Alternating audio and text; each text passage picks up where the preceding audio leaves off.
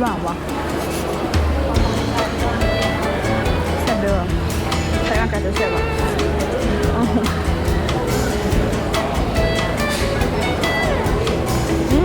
เอาย่างไปเอาไก่กันหมดอุ้ยถึงแล้ว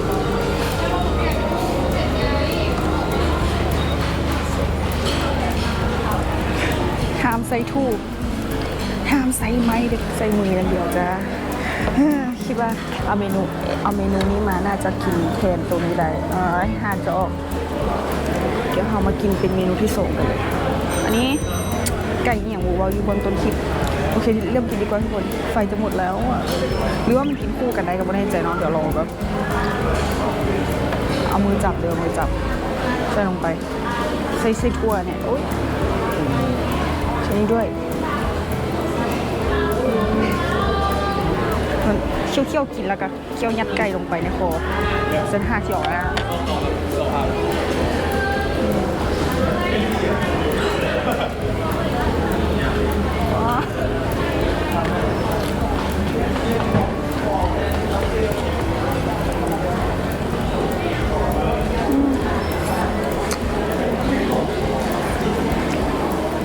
คือแบบโอเคอ่ะหวังอ่ะ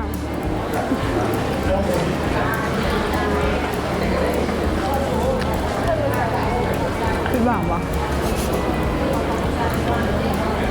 แซ่บเด้อใช้ร่างกายจะแซ่บอ่ะ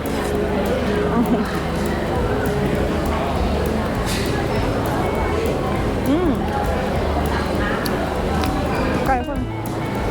คือยอดเนาะแต่อันนี้คือได้ขออำลาแล้ว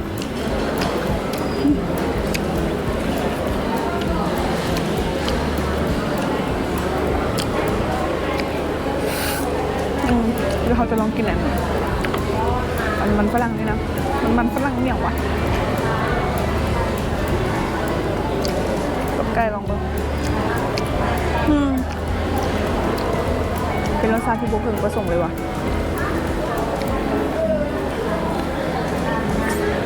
ไก่นี่แซ่บเนาะแต่เสียดายมีกระดูกหลายมันเพิ่งจะเพื่อให้ปะพื้นที่ว่างให้เขาได้จับแล้วก็เหลือน้อยนึงบนแถวกบขาไว้ให้เขากินก็แซ่บอยู่ซอสเราสุดยอด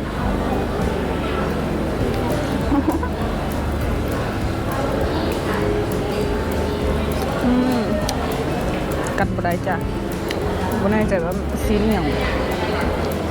มันจะแข็งๆเนาะสูตรของร้าน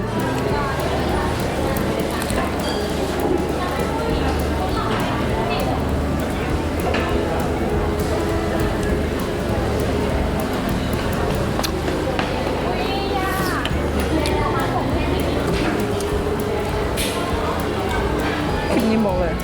กินแบบอินเดียจ้ะก็ต้องใช้เนี่ยก็ต้องใช้ทูบใช้มือแล้วก็อมแล้วเขาทานอะไรก็แล้วไปให้คิดบึง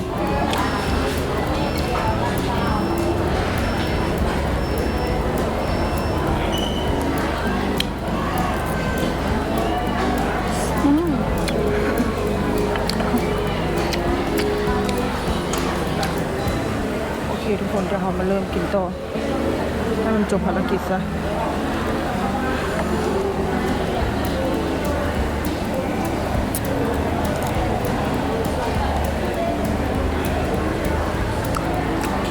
เอาไปให้หมาที่บ้านได้ไหมเนี่ย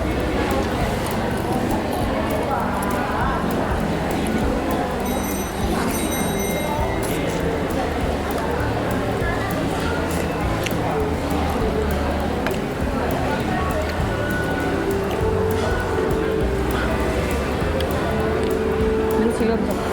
มันเด็กก่อนเลย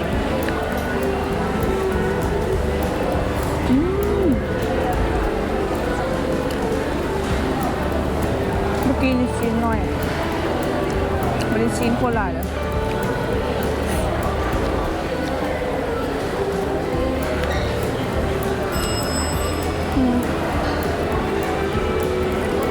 ได้กินไก่ตัวนี้เราแบบจะให้กลับไปกินตัวนี้ก็บ่ยากอ่ะ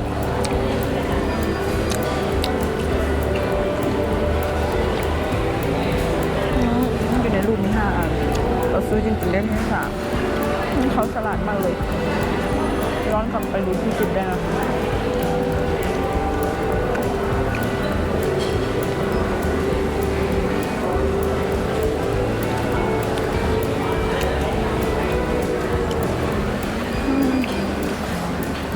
กินไปกุ้มใจไปว่าเสียรถออกได้บ่วะ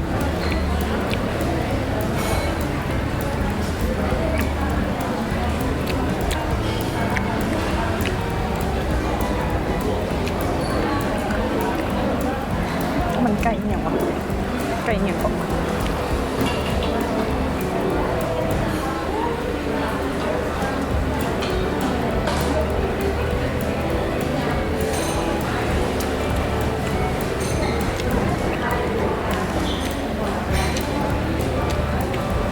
อันนี้ดูชั้นหนึ่งของมันชั้นอาหารจะไปกินมาก็ไม่ยำหรอ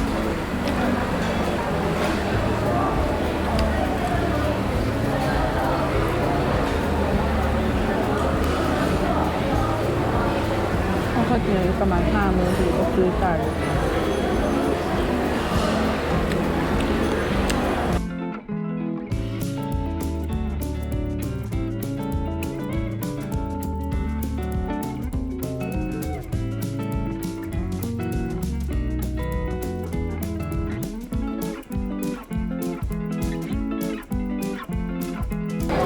หมดไปแล้ว2 ค่ะ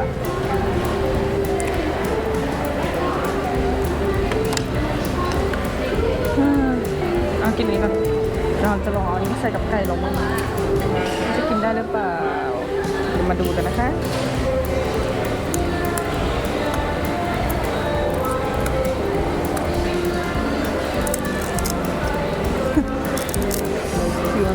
มันเป็นอาหารที่แซ่บแล้วบ่เนาะเดี๋ยวมันน่าไปอีกเดียวแล้วจะมาลุ้นเขาไปอยู่คนนี้คือฟีหิวนะดู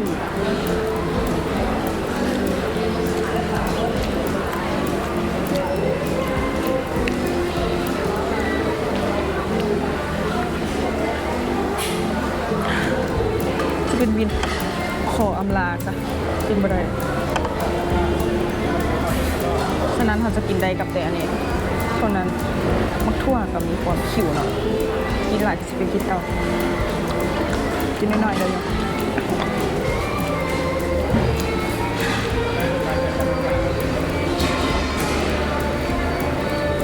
เดี๋ยวเราจะไปกินน้ำปั่นนะคะนานๆมันไม่น้ำปั่นสิมิซึน้ำมิซึเริ่มมีตั้งแต่ปี1997ไอศครีมแอนทีไอศครีมแอนทีหอมก่อนเหงาอ่ะมาซอสแซ่บซอสแซ่บกินแบบสูตรบ้านเราไม่กินบ้านเขานะไม่กินหรอกกินสูตรบ้านเขาราคาเที่ยวเอาแล้ว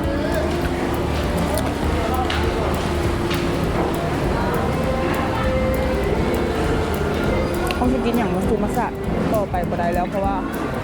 ปวดหน้า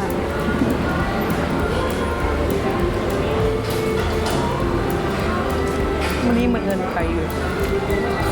หลายเติบซื้อคอร์ส6 ล้าน6 แผงมา7 ล้านบาทประเทศลาว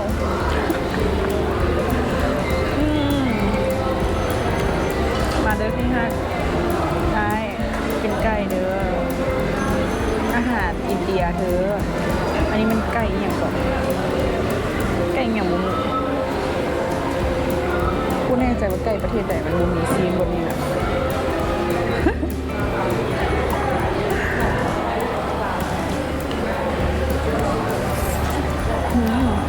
เป็นแพ้แล้วอ่ะ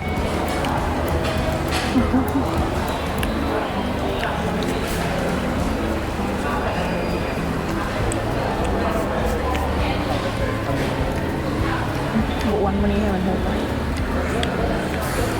นะคำที่2เนาะเสียดายเว มันจะไม่แพงแต่มันก็น่าเสียดายนะถ้าเรากินนิ่งแบบหรือว่า เกมที่เขาพานโอ้เด้อนี่เด้อต้องกินเด้อเอ้ยธรรมดาต้องเด็ดข้างในผิดแล้วไปเด็ดทิมอย่างนี้นะ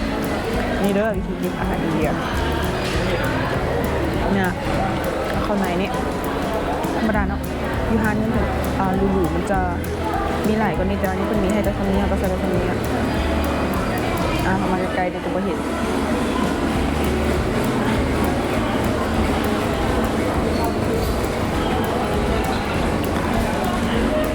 ซ้อมไว้เนาะเกิดได้กว่าอินเดียต้องกินให้ได้นะต้องกินให้เป็นนะซอสใส่ซอสคิดว่าขอจะผิดแบบนี้เราใส่ซอสเป็นแบบว่าซอสส้มหวานมั้งมันจะแซ่บกว่าหรือโบกับซอสเป็นบ้านเขานะคือซอสใส่สปาเกตตี้นะ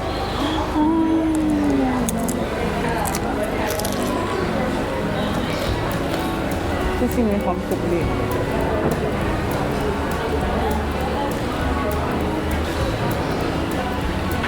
เอาใกล้ชนะแชมเปี้ยนละ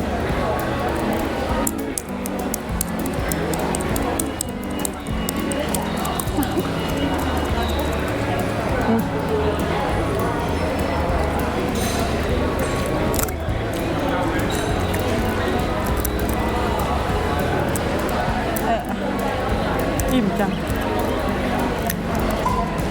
คุณหนาวแตกโอ้ที่เหมือนเดิมจะได้รู้ว่าครั้งนี้เราได้กินอาหารอินเดียเรียบร้อยแล้ว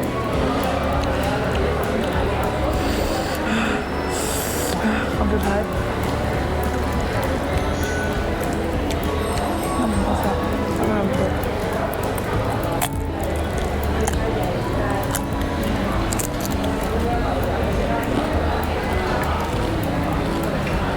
คือเข้าไปมันก็หักออกฮะ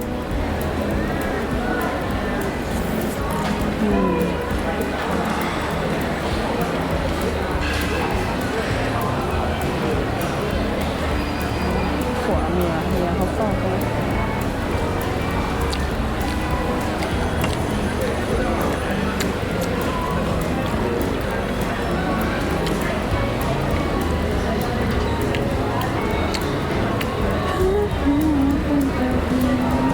โอ้ยกินหอดกินไข่ยี่ห้อดิ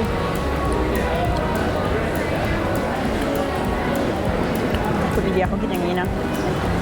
เขาเรียมใส่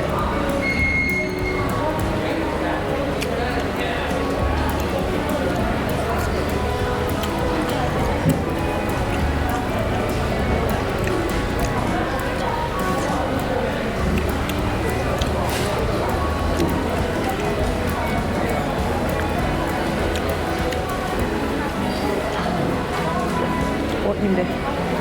อิ่มทำมืออื่นเลยไม่ได้ละมือนี่อิ่มแห้ง